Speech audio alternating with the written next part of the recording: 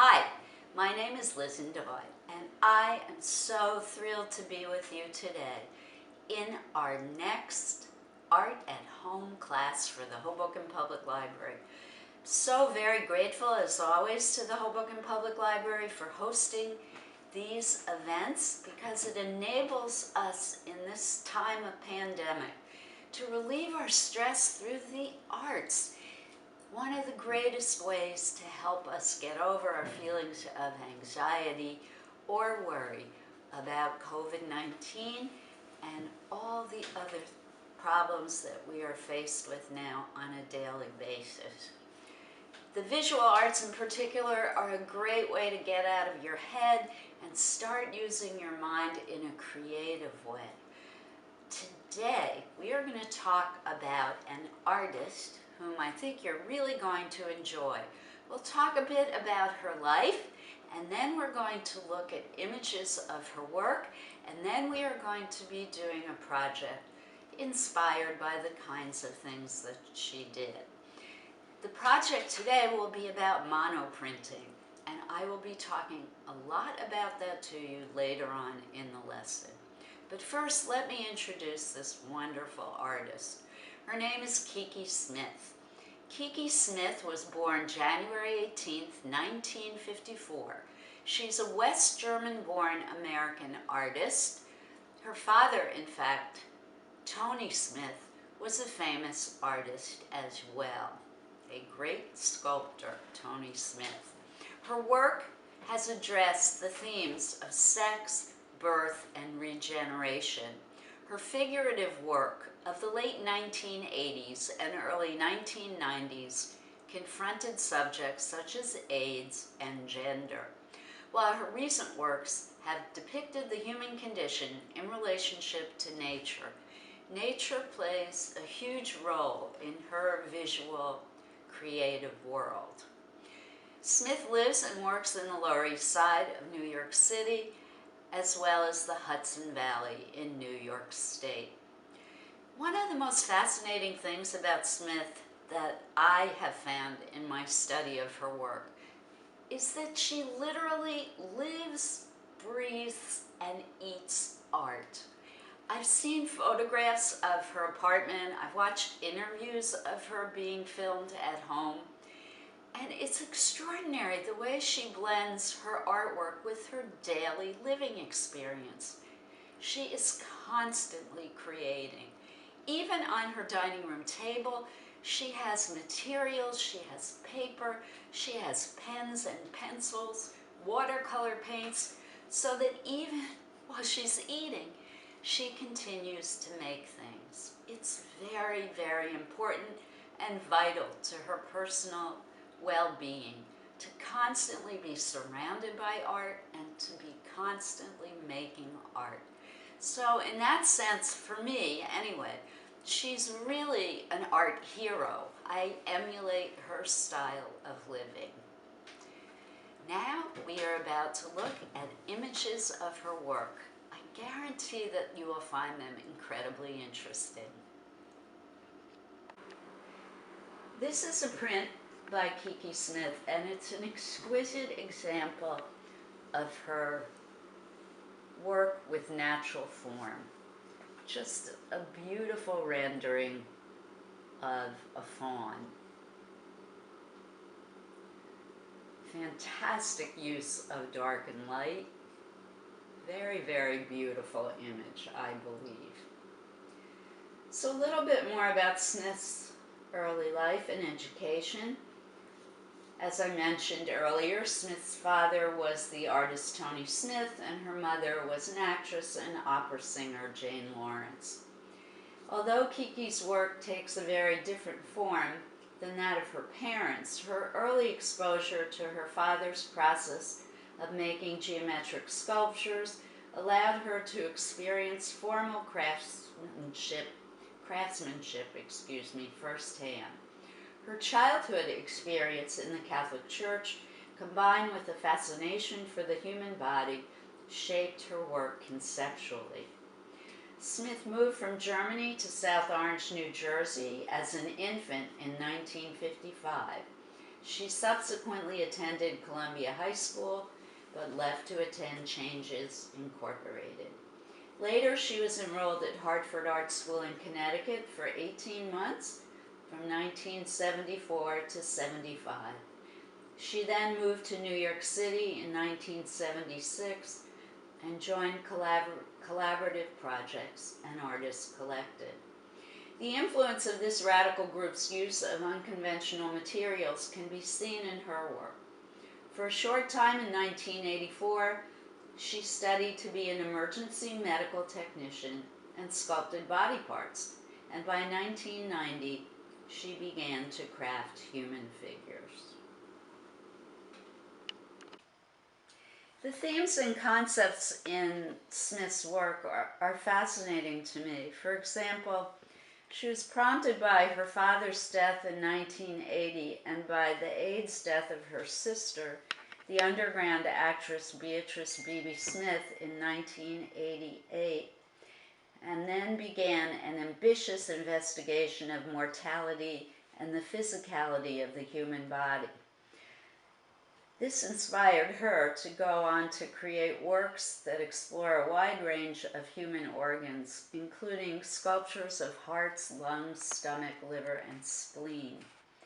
Related to this was her work exploring bodily fluids, which also had social significance as responses to the AIDS crisis and women's rights. This print is actually an image of a fellow artist and friend, and I love it so very much.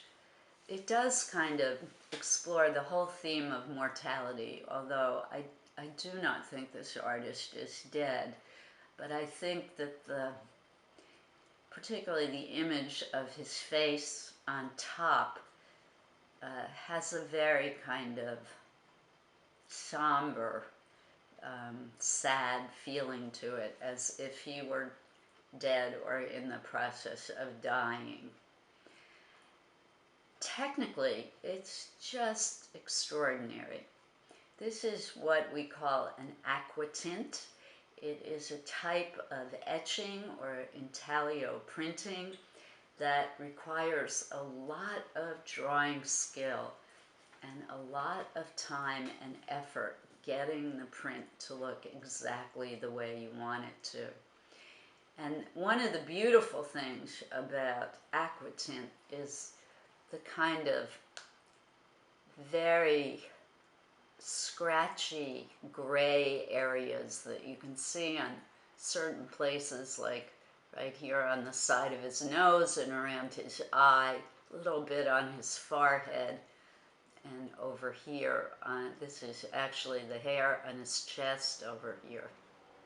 Smith has said repeatedly that she loves drawing hair, and you can see in the detail of this man's hair on his beard and on top of his head and his mustache and eyebrows that she really is getting a lot of pleasure from exploring the types of lines that you can see in hair. Another really amazing part of this print for me is the ear, how anatomically almost perfect the rendering of the ear is. So all in all, very beautiful. If you like looking at her images, I recommend that you go to the Art21 website and look for Kiki Smith and watch the video interview of her at a place called Fabric Works in Philadelphia, where she's done extensive printmaking. She actually, I think in one of the videos about Kiki Smith, she talks about this particular print and how long it took her to make. Other themes that are present in Kiki Smith's work are really kind of the occult and magic and witchcraft. She loves witches and often creates sculpture as well as paintings, drawings, and prints about witches. Again, the wonderful textural effect that she gets in the clothing of this woman's, or the fabric of this woman's dress is quite wonderful and very difficult to achieve in printmaking. Look at the detail in the hair area again. She really spends a lot of time on her work, and I admire her so very much because process is so important to what she does. She can work on any given piece for days on end until she gets it exactly the way she wants it. And some artists are very exacting like that. Others of us, myself included, like doing something really quickly and finishing it and moving on to the next piece. And either way, it's an artist's style, and it's all good and all okay. A note about the composition in this piece: I like the way the figure is slightly off-center, and I really enjoy how these rays come out of the eyes at different angles and even run off the edge of the page. That's a great compositional trick to draw the viewer in closer to what they're looking at. Excuse me.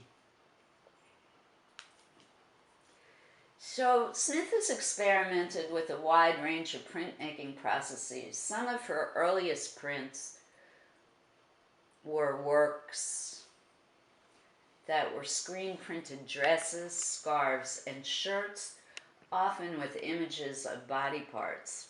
In association with Collab, Smith printed an array of posters in the early 1980s containing political statements or announcing Collab events. In 1988, she created All Souls, a 15-foot screen print work with repetitive images. Smith printed the image in black ink on 36 attached sheets of homemade tie paper. MoMA and the Whitney Museum both have extensive collections of Smith's prints. In the Blue series from 1999, Kiki Smith experimented with the Aqua Tint process. The Virgin with Dove was achieved with an airbrushed Aqua Tint, an acid resist that protects the copper plate. When printed, this technique results in a halo around the Virgin Mary and Holy Spirit. And that is another image that Smith played with quite a bit in her work, the Virgin Mary. She, as a Catholic, she's drawn to the story of the Virgin.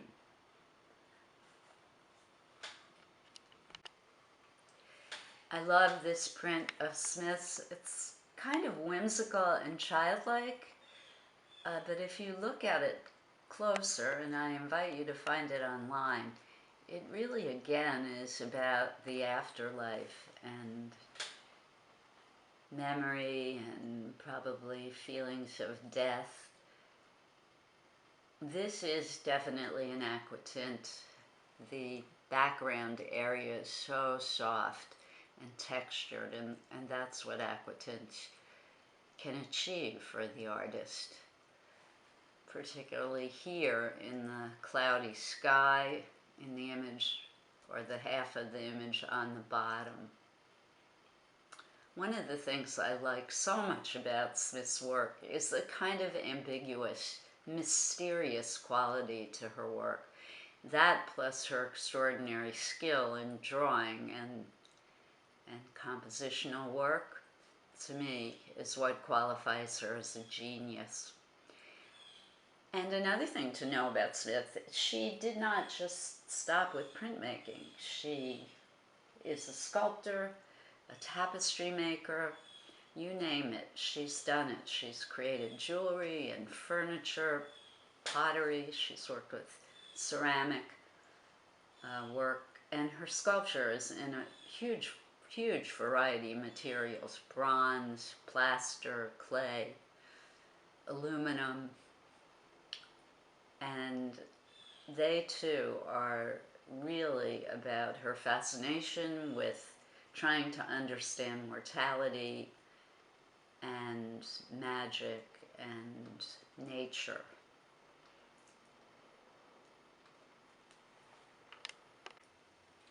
As promised, in this portion of the lesson, I'm going to be doing a demonstration for you in monoprinting.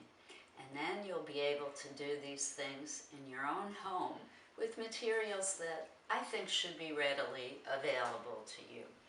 Monoprinting is a technique where you apply your lines to a very smooth surface. And as the name implies, you make only really one print, but I'm going to show you how you can pull multiples even while doing the monoprinting process. First, a few words about what printing is. Printing is the process of creating the same image multiple times. So, for example, newsprint is a prime example of what printmaking can do. Again, we're going to do monoprinting.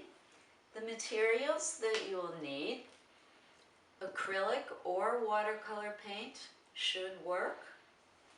You'll need something to be your palette. I found some old plastic plates that I'm using.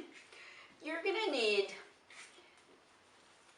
a kind of heavyweight soft paper. I would not recommend doing photocopy paper on this project. Drawing paper, heavyweight drawing paper should work well. Even paper towels might work, although they're kind of absorbent. So you want a paper with a bit of solidity to it. And then you need another slick surface. I've used a plastic lid from a restaurant takeout container. And later on in the lesson, I'm going to also try and use a paper plate. I opted to use this smooth surface because it's wonderful in monoprinting. You can even use glass or a mirror.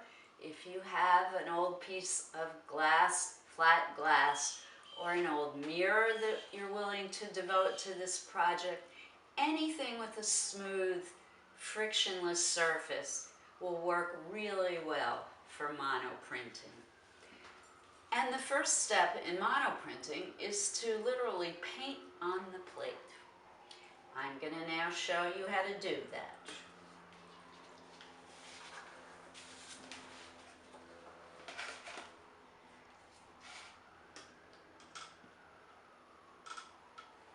So I'm wetting my brush just a little. I want more paint and less water. And I made this image yesterday, but I'm going to paint over it again. I opted to do a cat for a couple of reasons. I love cats. And I wanted to do an animal because in the style of Kiki Smith, I want to celebrate nature and natural form. And cats have kind of a reputation for being witchy, mysterious creatures, so that fits with our Kiki Smith theme as well. Also for Halloween, doing a Kiki Smith style print just occurred to me really fits with the season that we're in right now. I'm not trying to make an exact, perfectly realistic image for my cat. Kiki Smith had different materials than we do at her disposal. Realism in the kind of printmaking I'm doing right now is almost impossible to achieve. So that's good to know. You can let go of any kind of desire to recreate a hyper-realistic image.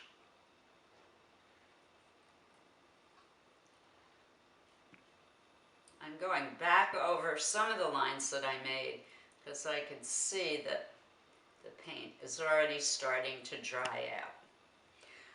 One of the things you're going to find with monoprinting is that you're going to not always get the print of your dreams.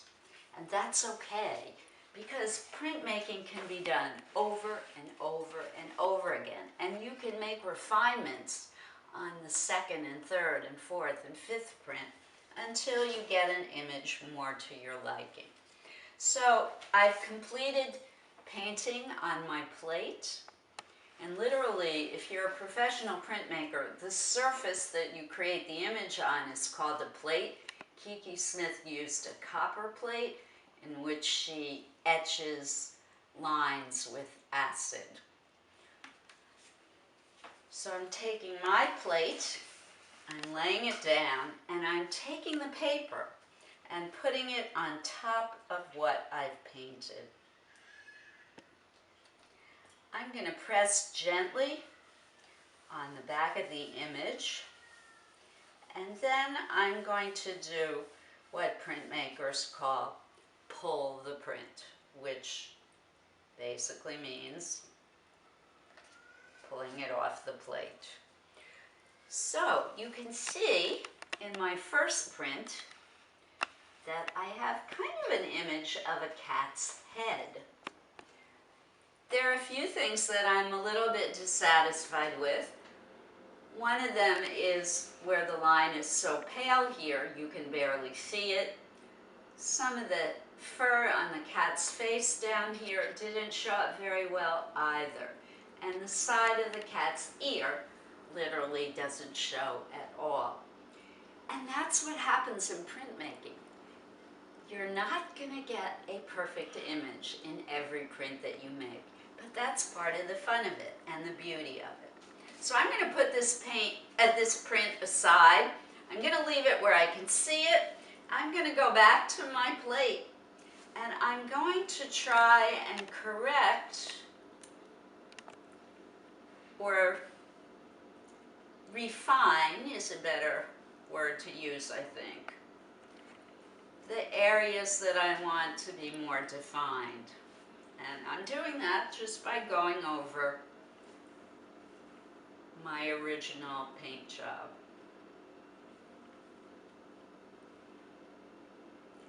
Making mistakes in art or creating unexpected images is a wonderful thing. You can call these quote-unquote errors serendipitous adventures. They are happy accidents from which you can learn. And this is exactly what Kiki Smith does on her copper etching plate with the acid and the very fine point tools that she uses to etch her lines into the copper.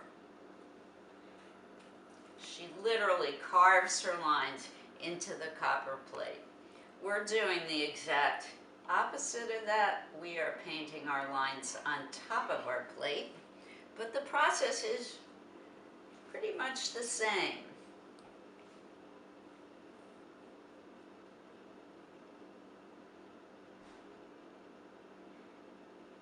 And again, each print that you make will be different. So I'm repeating the whole process. I repainted my plate. Oh, I realized I just missed a spot. And I want to go over it again. I'm putting my paper on the plate over the painted part. Pressing, rubbing gently.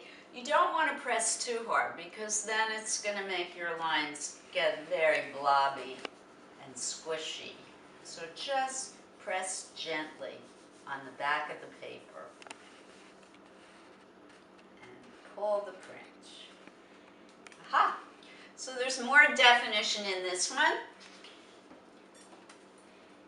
Similar but different, and I'm learning as I go. That's the great joy of the creative artistic process. You have an idea, you design a method for creating it, you experiment, and eventually you end up with an image. So the process of creating, for me, is more important than the finished product. I love when I make an image that I like a lot, but the steps along the way are what push me to get better with each painting, print, sculpture, whatever it is that I'm making. So this is a print that I made yesterday. It's now dry, and I want to show you some options that you have. Now, once you have a dry print, you can take a drawing tool.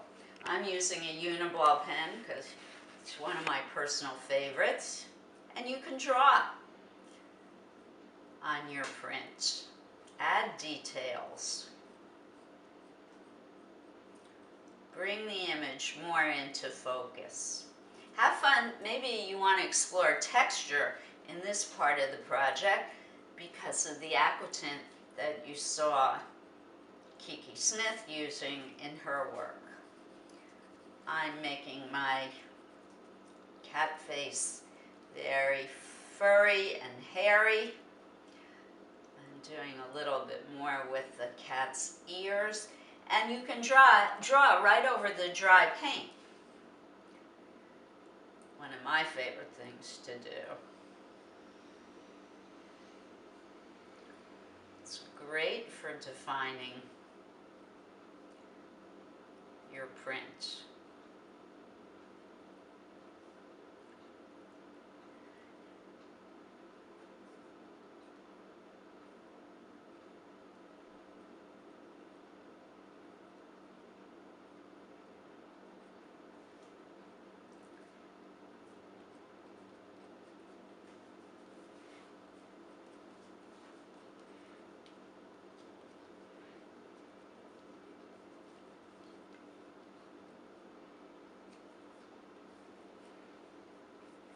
So there's a lot more I'd like to do with my print, but you can see that it's evolving and changing with each step that I take.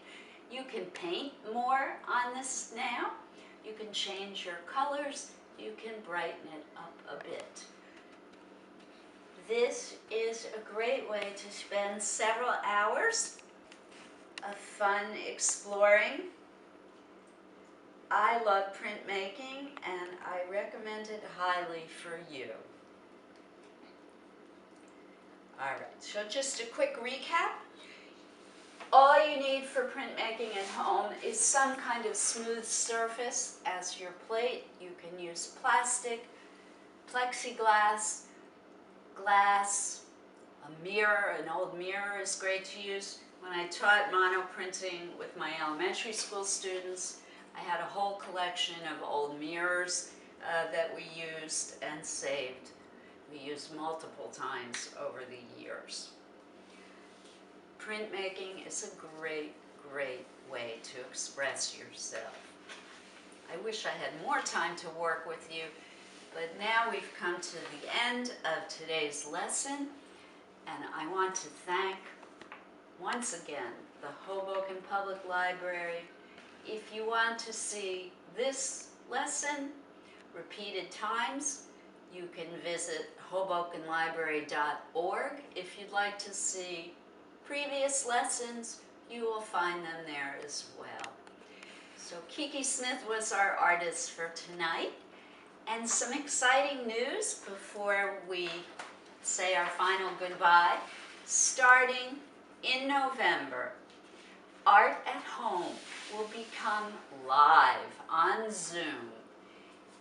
There will be an announcement of this on the library homepage, and you will be able to find the link. And I'm so thrilled that we're going to be able to go live, because when we do our lessons in this way, we can communicate with each other. You can actually create while I show you how to do the work. I can give you advice. We can talk about how the work is going, and it's going to be great, great fun. So see you on Zoom for our next class. Bye-bye for now. art,